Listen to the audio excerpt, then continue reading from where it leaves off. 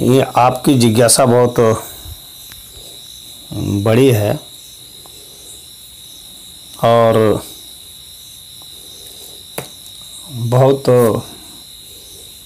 जो हिंदू धर्म के आलोचक हैं वे इस जिज्ञासा को उठाते हैं, आरोप लगाते हैं। तो खैर, जो आपका यह प्रश्न है कि शिव यदि ईश्वर हैं तो उन्हें बैल की क्या आवश्यकता है वाहन के रूप में, और शिव की संतान गणेश हैं तो वे उन्हें पहचान क्यों नहीं पाए, और गणेश का सिर काटने की आखिर कौन सी ऐसी आवश्यकता आ गई। इंतजार भी कर सकते थे पार्वती का शिव जी,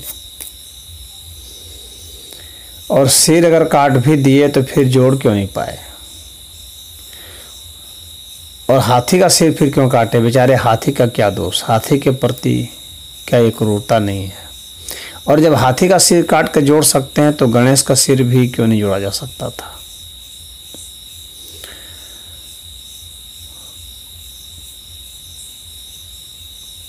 और गणेश को जब मैल से ही बनाया गया था तो इसके लिए इतना हंगामा क्यों, फिर उसे मैल से बनाया जा सकता था।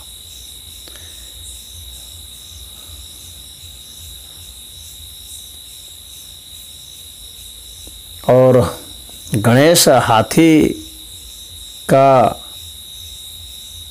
जो शरीर पाए तो उसका वाहक चूहा कैसे हो सकता है। तो ये जो कथाएं हैं ये बेसिर पैर की कथाएं मालूम पड़ती हैं। तो मैं यही कहूँगा कि प्रथम दृष्टया तो आप सबों की यह जिज्ञासा सही है, प्रथम दृष्टया। और कोई भी जो बिल्कुल लीनियर थिंकिंग रखता है, एक ढर्रे पर और तर्क के एक दिशा में सोचता है, तो उसको ऐसा लगता है। लेकिन ये जो कथाएं हैं, जो शास्त्र लिखे गए हैं, पहले हमें जानना पड़ेगा कि उनकी शैली क्या है। जितनी भी कथाएं हैं उनको कहने के पीछे, उनको रचने के पीछे उद्देश्य क्या है, वो आध्यात्मिक उद्देश्य। तत्व ज्ञान को ही, आध्यात्मिक ज्ञान को ही कथाओं के रूप में आम जन को कहा जाता है। उन्हें पहेलियों के रूप में भी कहा जाता है। कहने के बहुत सारे तरीके होते हैं। तो ये जो कथाएं हैं, इन्हें इनके मंतव्य से समझना पड़ेगा, थोड़ा गूढ़ हैं। अगर इन्हें बिल्कुल आप जैसा लिखा हुआ है वैसा ही उसको मानेंगे तब आपको ये बेसिर पैर की लगेंगी।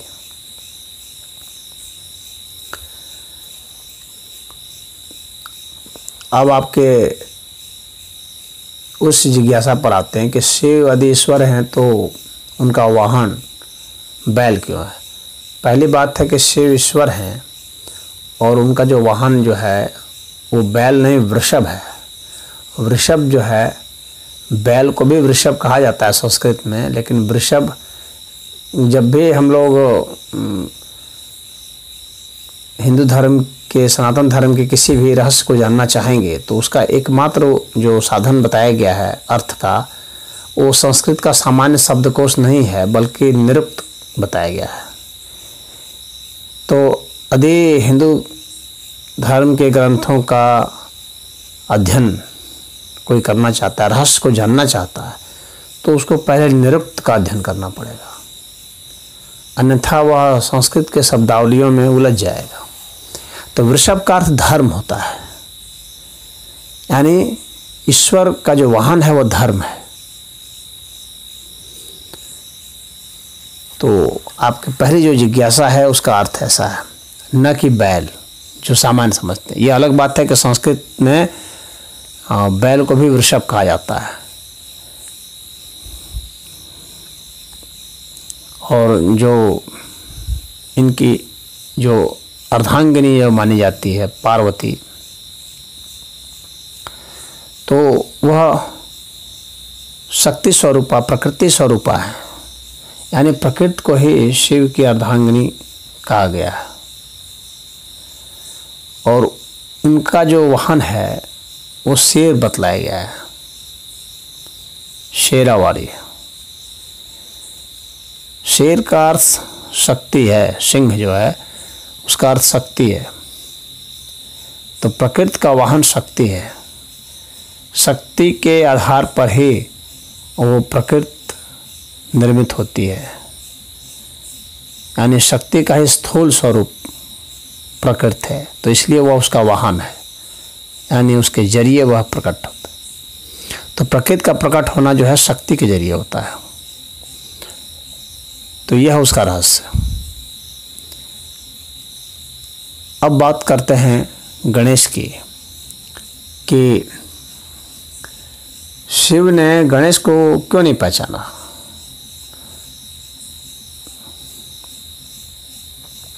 तो ऐसा नहीं है कि नहीं पहचाना, पहचाना। शिव तो वो हैं जो कि सर्वज्ञ हैं, तो ऐसा नहीं हो सकता कि वे नहीं पहचाने। तो उन्होंने पहचाना, फिर भी पूछा कि तुम कौन हो। कोई जानते हुए भी पूछ सकता है, ये शिष्टाचार की शैली होती है कि आप जानते हुए भी पूछें उनके मुंह से। अब यहाँ गणेश जो हैं वो सुरक्षा में पड़े हुए हैं पार्वती के। ये गणेश जो है बुद्धि के देवता है। आपको समझना होगा कि यह जो बुद्धि है, अब आपको कथा का रहस्य समझना होगा, यह जो बुद्धि है वह बुद्धि ही इस प्रकृति को बचाने के चक्कर में पड़ती है। यानी भौतिक जगत, हमारा जो भौतिक जगत है उसको बचाने के चक्कर में ये बुद्धि ही पड़ती है। यानी ये जो गणेश है वो उस प्रकृति को बचाने के चक्कर में है। उस प्रकृति ने इसे पैदा किया है, यानी ये जो बुद्धि है ये प्रकृति का विकार है, मैल। विकार को ही मैल कहा जाता है। तो पार्वती ने अपने मैल से इसको उत्पन्न किया, यानी प्रकृति ने अपने विकार से बुद्धि को उत्पन्न किया, यानी बुद्धि विकारग्रस्त है। और यह बुद्धि ही जो है वह प्रकृति की सुरक्षा में लगी है, यानी भौतिक संसाधनों की सुरक्षा में यह बुद्धि लगी रहती है। और वह बुद्धि इतनी जड़ हो जाती है और इतनी धृष्ट हो जाती है और जितनी जिद्दी हो जाती है कि वह ईश्वर को आने नहीं देती। वह बुद्धि ईश्वर को प्रवेश नहीं करने देती, यानी शिव को प्रवेश इसीलिए नहीं गणेश करने दे रहे हैं क्योंकि वो बुद्धि के परिचायक हैं और ईश्वर को नहीं आने देते। यानी हमारी जो बुद्धि है वो ईश्वर को आने से रोकती है। उसका झुकाव प्रकृति की ओर होता है क्योंकि प्रकृति से उत्पन्न है वह, उसका विकार है। तो उसने उसे रक्षा करने का एक तरह से जिम्मा उठाया हुआ है। परंतु ईश्वर जो हैं वो कृपालु हैं और इसलिए वे क्या करते हैं कि गणेश से तर्क वितर्क करते हैं। और जब तर्क वितर्क करने पर भी, यानी वो तर्क वितर्क मतलब बुद्धि, जो ईश्वर की जो दूसरी शक्ति है जो तर्क वितर्क करती है उसको प्रज्ञा कहा जाता है, विवेक कहा जाता है। तो ईश्वर फिर विवेक रूप में, प्रज्ञा रूप में आते हैं और बुद्धि से तर्क वितर्क करते हैं।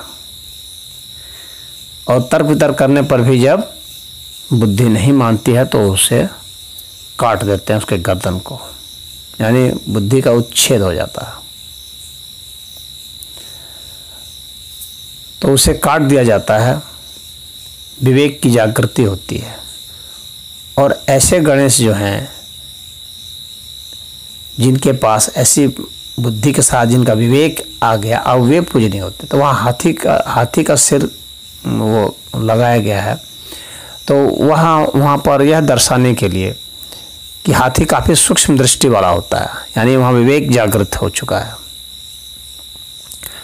तो हाथी का सर काट करके लगाया गया है, जोड़ा गया है वहाँ पर।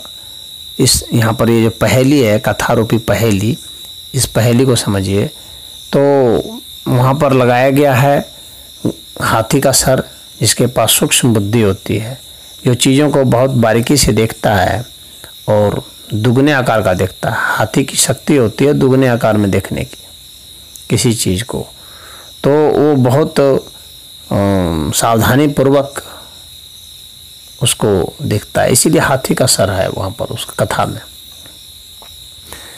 अब यह जो है कि भाई जानवर को काटा गया था, यहाँ जानवर का कोई मतलब नहीं है, यह तो एक पहेली नुमा है, आपको समझाने के लिए है कि हाथी का सिर क्यों काटा। तो वहाँ पर हाथी का सर लगाना था, यानी वहाँ पर उसको सूक्ष्म दृष्टि देनी थी, हमारे में सूक्ष्म दृष्टि आए, इस वजह से उसको काटने की वहाँ बात है। यानी उस बुद्धि को काट करके हमें विवेक को वहाँ पर स्थापित करना है, यहाँ पर उसका यह मतलब है। यहाँ पर किसी भौतिक हाथी के काटने का मतलब नहीं है, वो तो रूपक के रूप में है आपको समझाने के लिए।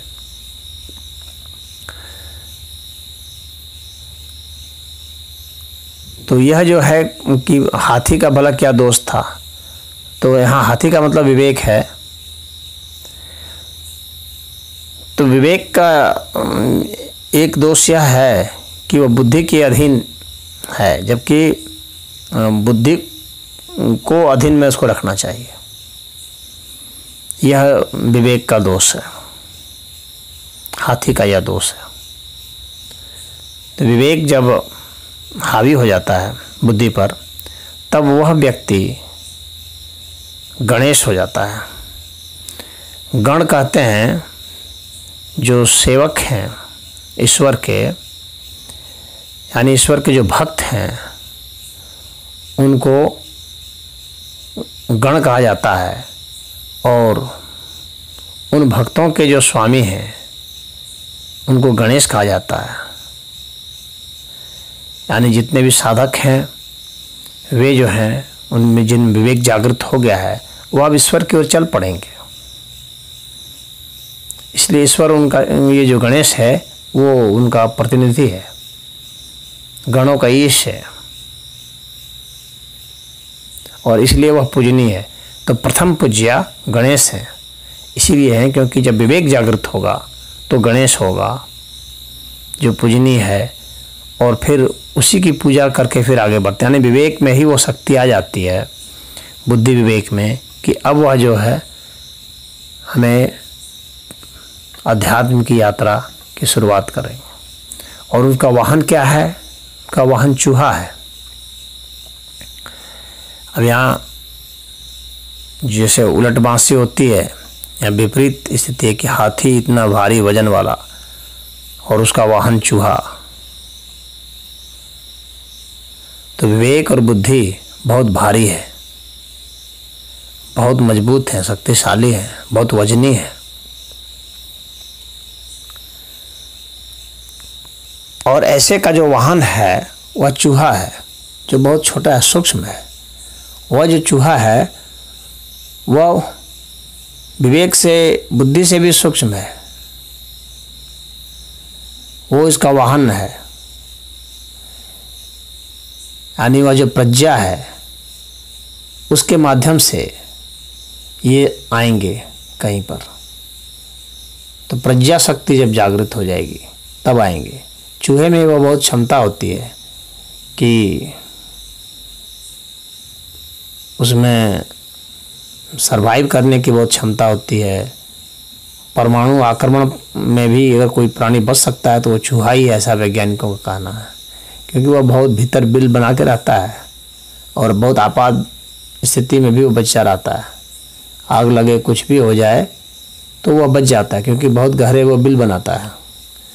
तो वो बहुत बुद्धि का वह परिचायक है, बहुत सूक्ष्म बुद्धि का परिचायक है। तो वहाँ पर उस पहेली में यही है कि उतने भारी भरकम जो ये अध्यात्म का और ये भौतिक, क्योंकि यहाँ विवेक और बुद्धि, एक तो ये भौतिक और अध्यात्म इन दोनों का संगम है, इस वजह से इसमें बहुत भारीपन है। हाथी का शरीर इस वजह से दिखलाने के लिए है। और उसको जो ढोने वाला है वो चूहा है, बहुत सूक्ष्म है। वो प्रज्ञा है जो कि इन दोनों को ढो सकने में समर्थ है, बुद्धि को भी और विवेक को भी। तो प्रज्ञा में वो शक्ति होती है कि इन दोनों को ढो ले, सुरक्षित रखे। अब फिर यह जो हाथी है जो कि विवेक और गणेश का जो है बुद्धि का, तो विवेक और बुद्धि का परिचायक अब जो है इसके वाहक जो है वो चूहा है, यानी जो प्रज्ञा शक्ति है। अब वहाँ से वे लोग उसको अध्यात्म पथ पर ले जाएंगे। जैसे ऐसे साधक हैं जिनका विवेक जागृत हो गया है, बुद्धि जागृत हो चुकी है, प्रज्ञा जागृत हो चुकी है, अब उसका आध्यात्मिक होना तय है। तो वे जो गणेश हैं वो शिव और पार्वती दोनों की परिक्रमा करते हैं, उसी चूहे पर बैठ करके, प्रज्ञा पर बैठ करके उसको परिक्रमा करते हैं। यानी भौतिक और अध्यात्म इन दोनों का ही वह जो है परिक्रमा कर लेते हैं, यानी दोनों को ही प्राप्त कर लेते हैं उस प्रज्ञा शक्ति से, जो कि बहुत सूक्ष्म है, बहुत छोटा है, आसानी से दृष्टिगोचर नहीं होता। तो वह जो वाहन है चूहा, वह इसी का परिचायक है, वो प्रज्ञा शक्ति का परिचायक है, उसी का रूपक है वह। तो इस अलंकारिक और पहेलीनुमा कथा को हमने रहस्य सहित उद्घाटित किया है आप लोगों के लिए। तो मुझे उम्मीद है आप सब समझ गए होंगे।